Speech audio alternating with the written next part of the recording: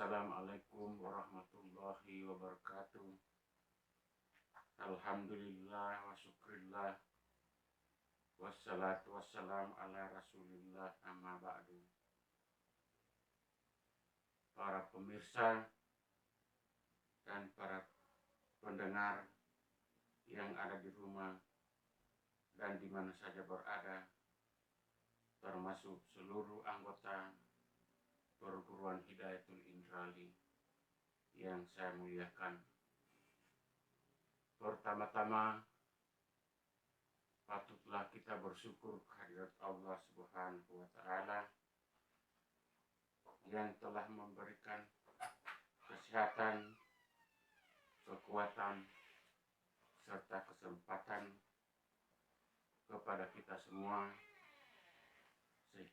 sehingga kita dapat bertemu kembali dalam kegiatan pengkajian seperti biasanya yang kita lakukan bersama. Tak lupa pula selawat dan taslim kita haturkan kepada junjungan Nabi besar Muhammad sallallahu alaihi wasallam beserta keluarganya, sahabatnya, dan pengikutnya. Insya Allah rahmat dan hidayahnya akan kita peroleh sebagai umat akhir zaman. Amin ya rabbul alamin. Pemirsa yang kami hormati, kami pada kesempatan ini akan membahas ilmu tentang hakikat.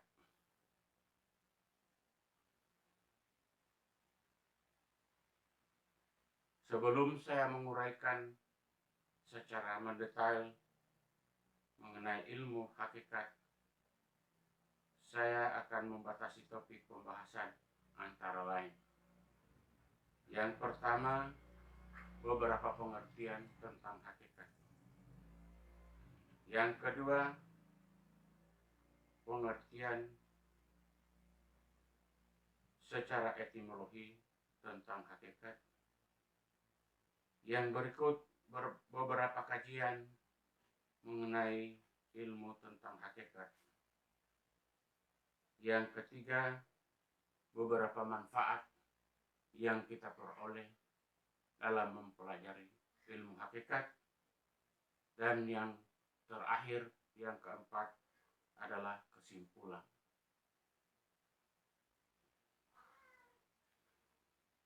Baiklah, kita masuk pada beberapa pengertian tentang hakikat.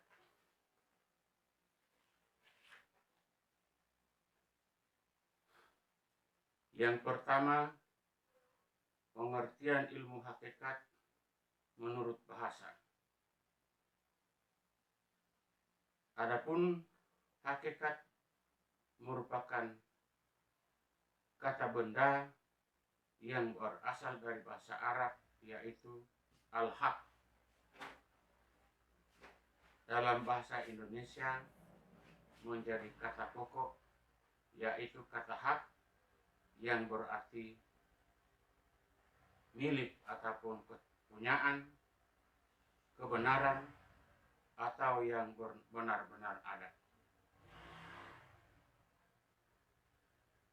Jadi ilmu hakikat itu berasal dari kata bahasa Arab, yaitu pengertiannya adalah hak. Pengertiannya adalah al-haq. Yang pengertiannya adalah al-haq, yaitu yang berarti milik ataupun kepunyaan, kebenaran atau yang benar-benar ada. Jadi orientasi kita dalam mempelajari ilmu hakikat itu adalah mengungkap satu kebenaran yang hakiki. Itu kesimpulan daripada beberapa pengertian ilmu hakikat. Yang kedua, pengertian secara etimologi.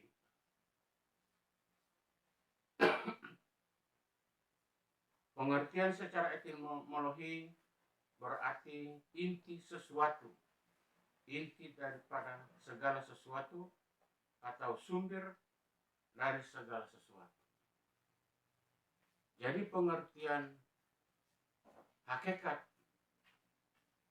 adalah inti daripada sesuatu atau inti daripada segala sesuatu.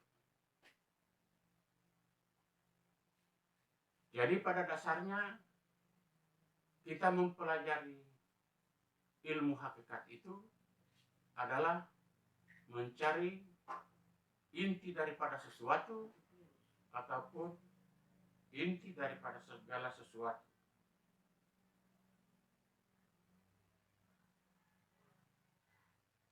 Yang berikut, beberapa kajian mengenai ilmu tentang hakikat.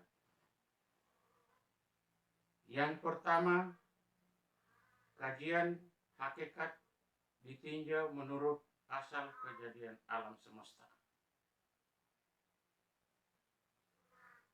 Sesuatu uraian yang terdapat pada pengertian hakikat di atas mengenai kajian secara etimologi bahwa ilmu hakikat merupakan inti segala sesuatu, inti daripada segala sesuatu, atau sumber dari segala sesuatu,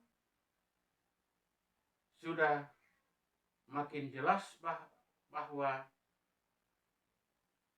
sumber dari segala sesuatu itu bersumber dari Sang Pencipta, yaitu Allah Subhanahu wa Ta'ala. Jadi kita mencari ilmu hakikat itu adalah mencari inti daripada sesuatu atau sumber dari segala sesuatu itu, yang pada intinya adalah inti daripada segala sesuatu itu bersumber dari Allah Subhanahu wa Ta'ala sebagai Sang Pencipta.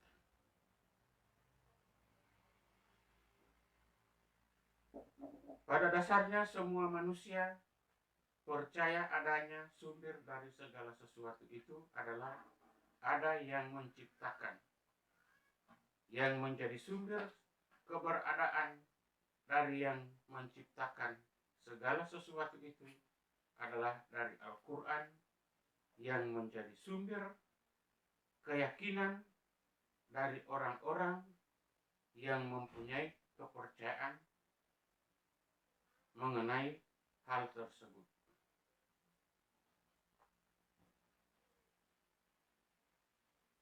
Jadi sesuatu itu kalau dilihat, ditinjau dari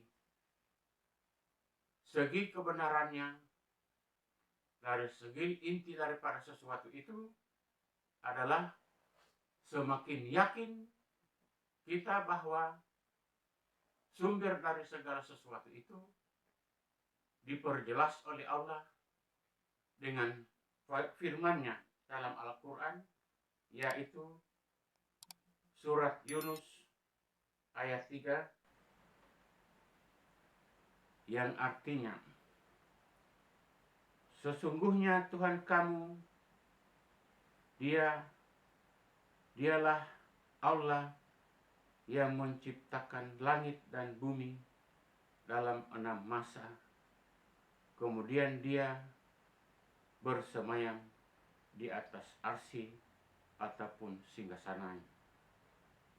Jadi Allah telah menciptakan langit dan bumi itu dalam 6 masa.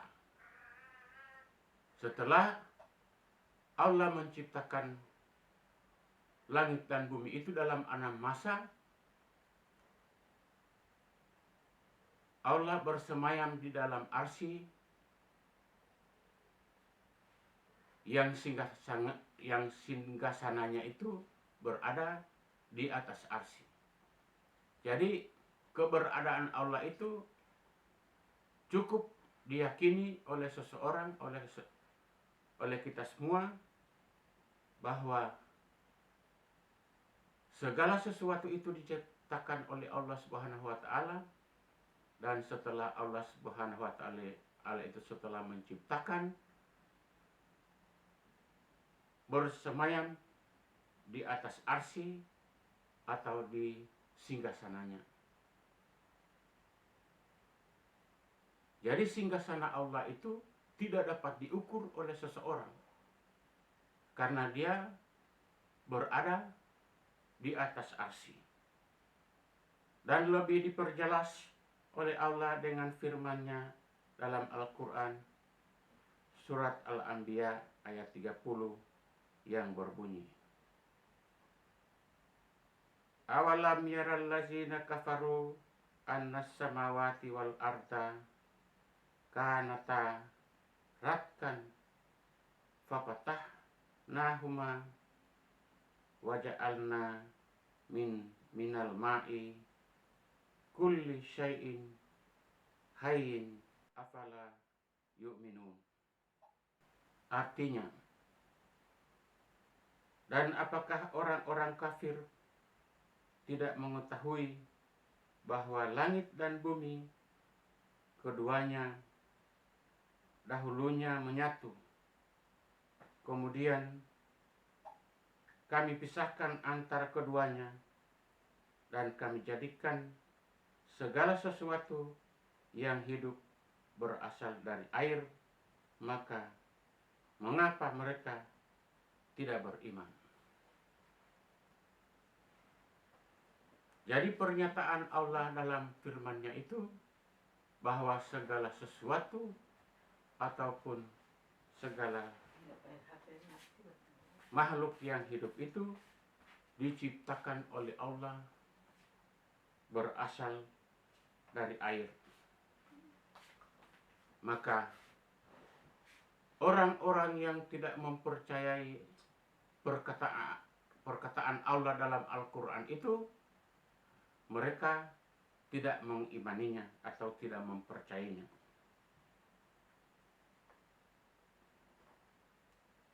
Dengan dasar-dasar penjelasan di atas bahwa di dalam terciptanya alam semesta menjadi suatu pelajaran bagi manusia bahwa Tuhan menciptakan alam semesta bersama segala apa yang ada dalam pengamatan kita secara sistematik dan teratur, yang menjadi bahan renungan kita sebagai makhluk ciptaan Allah Subhanahu wa taala, yang akan menambahkan wawasan dan keimanan kita. Jadi pernyataan dalam Al-Quran itu, Allah menciptakan segala sesuatu itu adalah lebih menambah wawasan dan keimanan kita kepada Allah Subhanahu wa taala, karena dengan melihat kejadian-kejadian yang Allah ciptakan itu, semakin yakin, semakin beriman kita bahwa segala sesuatunya itu ada yang menciptakannya. Hal ini lebih diperjelas oleh Allah dalam firman-Nya melalui Al-Quran, surat Al-Imran ayat 190.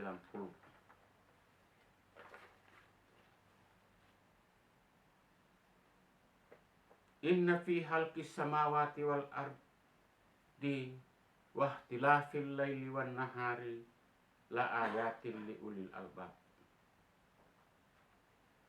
Yang artinya, sesungguhnya dalam penciptaan langit dan bumi dan pergantian malam dan siang terdapat tanda-tanda kebesaran Allah bagi orang-orang yang berakal. Jadi bagi orang-orang yang berakal itu, dengan melihat terciptanya langit dan bumi dan pergantian malam dan siang, maka makin teguhlah iman mereka, karena mereka memikirkan sesuatu itu pasti ada yang menciptakannya, yaitu Allah Subhanahu wa Ta'ala. Yang berikut, Allah menciptakan Nabi Adam alaihissalam. Nabi Adam alaihissalam diciptakan Allah Subhanahu wa Ta'ala sebagai manusia yang pertama kali sebagai khalifah di atas bumi. Jadi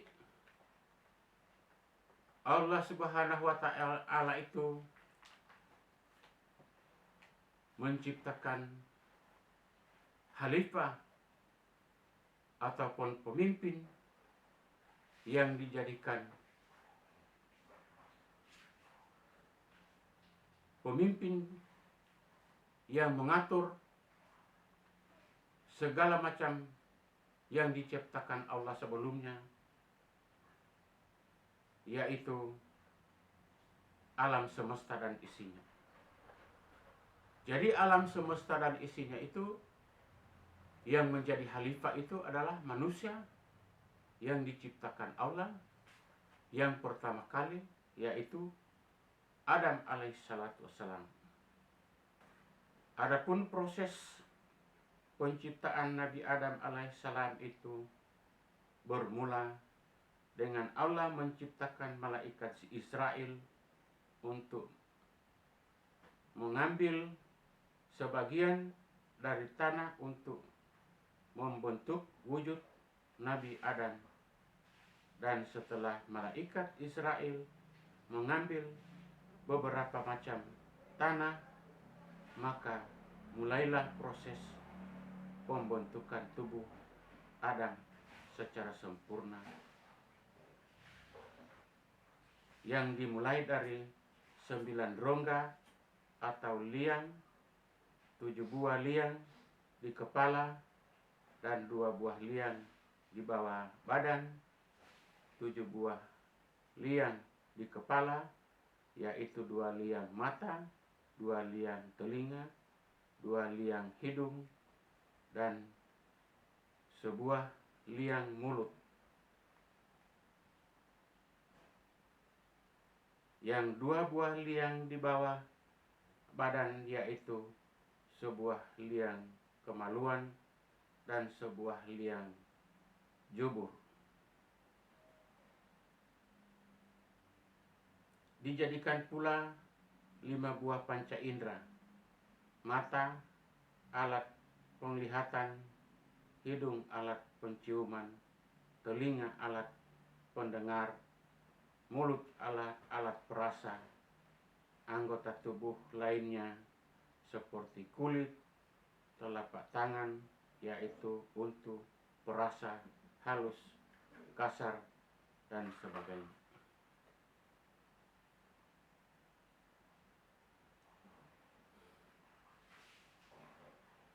Jadi Allah dalam menciptakan Adam itu, sebelum Allah menciptakan Nabi Adam itu, Allah telah menciptakan malaikat Israel yang mengelola sedemikian rupa keberadaan dan tingkat kesempurnaan jasmani daripada Adam itu, yaitu sebagaimana yang disebut-sebut tadi, adalah terdiri dari beberapa rongga-rongga yang tertentu, sehingga di situ kita bisa melihat bahwa tingkat kesempurnaan penciptaan Nabi Adam itu disusun sedemikian rupa.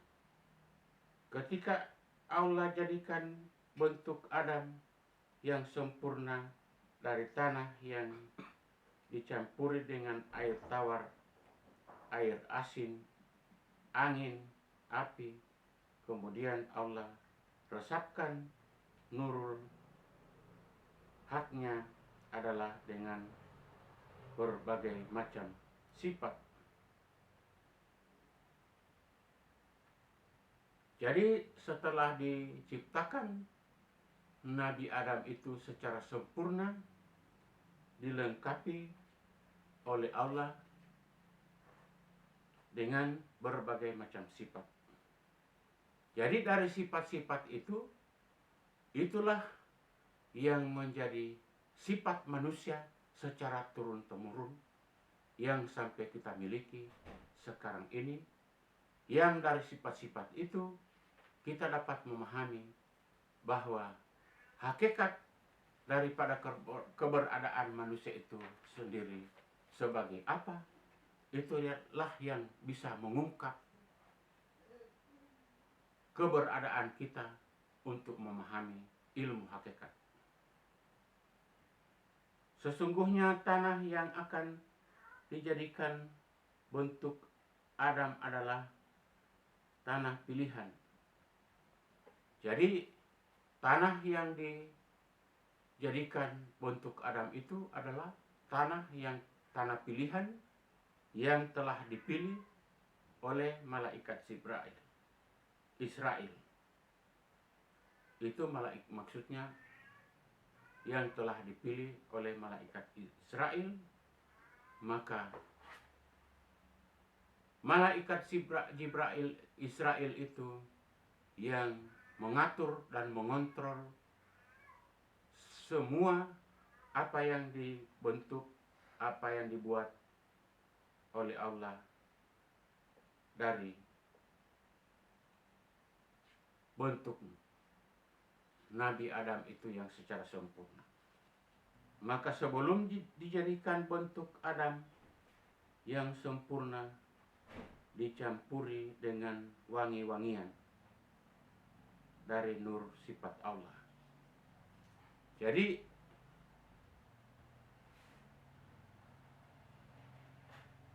bentuk Adam itu disempurnakan dengan wangi-wangian dari nur sifat Allah. Nur sifat Allah yang terbawa oleh Adam dan sampai anak keturunannya. Sehingga manusia berbagai macam sifat yang disifati oleh setiap manusia sesuai dengan karakternya sendiri-sendiri. Namun itu adalah merupakan potensi yang dibawa sejak Nabi Adam itu diciptakan. Yang berikut anak keturunan Nabi Adam alaihissalam.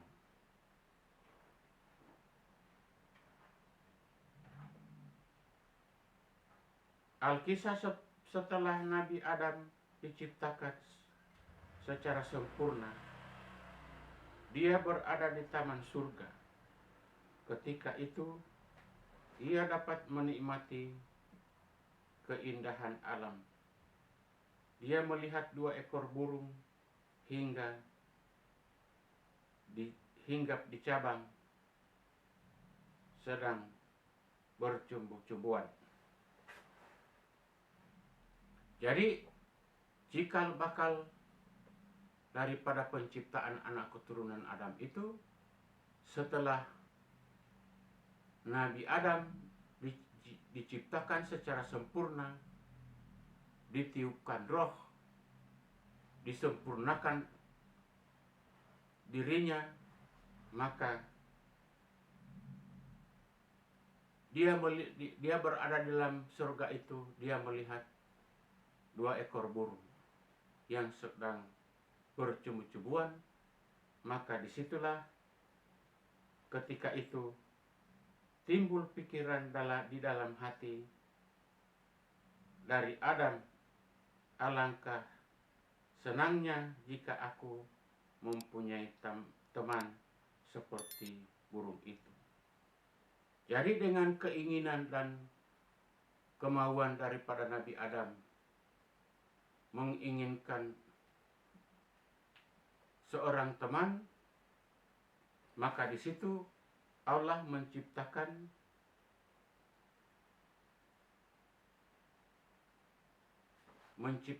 Hawa yang menjadi teman Adam, sehingga memberikan keturunan sehingga kita menjadi turun-temurun sampai pada kita sekarang ini. Nah, itu yang menjadi cikal bakal daripada penciptaan Adam itu, sehingga dia mendapatkan keturunan sampai anak cucunya. Oke, cukup. Hal ini dapat diterangkan dalam firman Allah surat Ar-Rum ayat 21. Wa min ayatihi an halakalakum min anfusihim wa min ayatihi an halakalakum min anfusikum azwaja litaskunu ilaiha wa ja'ala bainakum mawaddata warahmah inna fi zalika la ayatil liqaumi yatafakkarun. Yang artinya, dan di antara tanda-tanda kebesarannya ialah dia menciptakan pasangan-pasangan untukmu dari jenismu sendiri, agar kamu cenderung dan merasa tenang dan tentram kepadanya. Dan dia menjadikan di antara rasa kasih dan sayang. Sungguh pada yang demikian itu benar-benar terdapat tanda-tanda kebesaran Allah bagi kaum yang berfikir.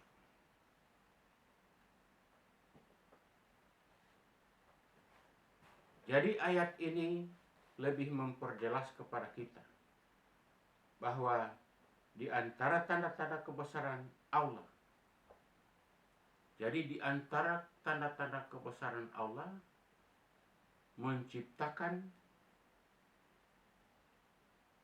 manusia hidup berpasang-pasangan agar kamu cenderung dalam dan merasa tentram kepada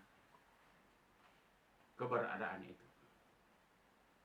Jadi ketentraman itu diperoleh dengan adanya Allah menciptakan manusia bersama pasangannya. Itulah yang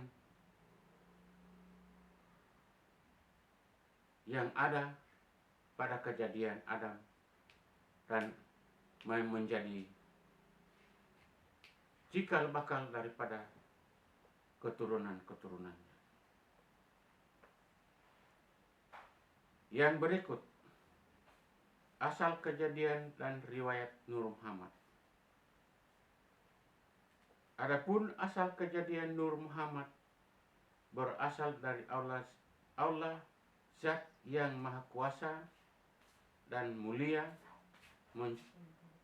pencipta alam semesta bersama seluruh isinya, yaitu Zat yang wajibul wujud. Ia Zat Allah Tuhan yang Maha Pencipta, oleh karena dia dinamakan Khalik, artinya pencipta, dan alam semesta termasuk semua isinya dinamakan makhluk. Jadi alam semesta bersama isinya itu dapat dikategorikan sebagai makhluk, dan Allah sebagai pencipta itu adalah Al-Khalik. Dalam hal ini Allah berfirman dalam surat Yunus ayat 3.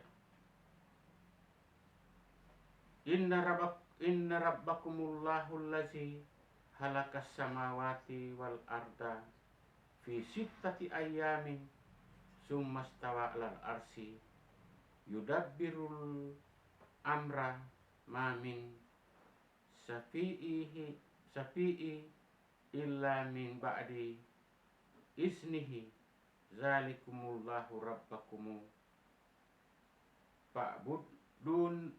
fa'buduhu apalat tatazakkarun.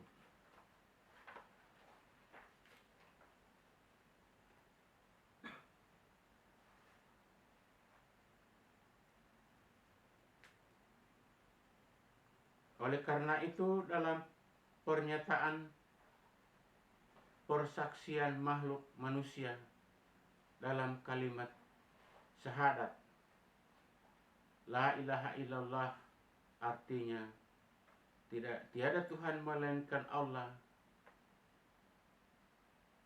tiada sesuatu pun yang berkuasa melainkan yang ajali datang kepada yang abadi, yaitu Allah Zat yang maha kuasa dan maha pencipta.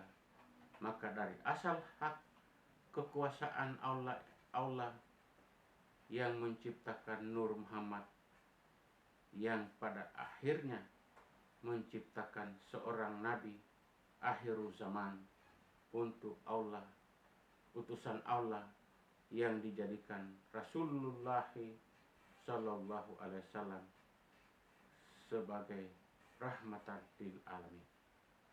Jadi kita dapat simpulkan pembahasan kita tentang mempelajari ilmu hakikat. Alam semesta, Nabi Adam, dengan demikian Allah setelah menciptakan Nur Muhammad yang menjadi bahan renungan dan membukakan alam pikiran kita sebagai manusia untuk mengkaji hakikat diri berasal dari yang hak atau yang benar. Kita jadikan referensi untuk mengkaji hakikat diri kita sebagai manusia. Dengan demikian Allah setelah menciptakan, pada akhirnya Nur Muhammad diciptakan Allah sebagai sosok seorang nabi dan rasul yang merupakan utusan Allah menjadi rahmatan lil alamin, yang merupakan nabi akhir zaman. Sehingga Nabi Muhammad dilihat dari pengertian hakikat bahwa terdapat dua unsur, yaitu unsur zat dan unsur sifat.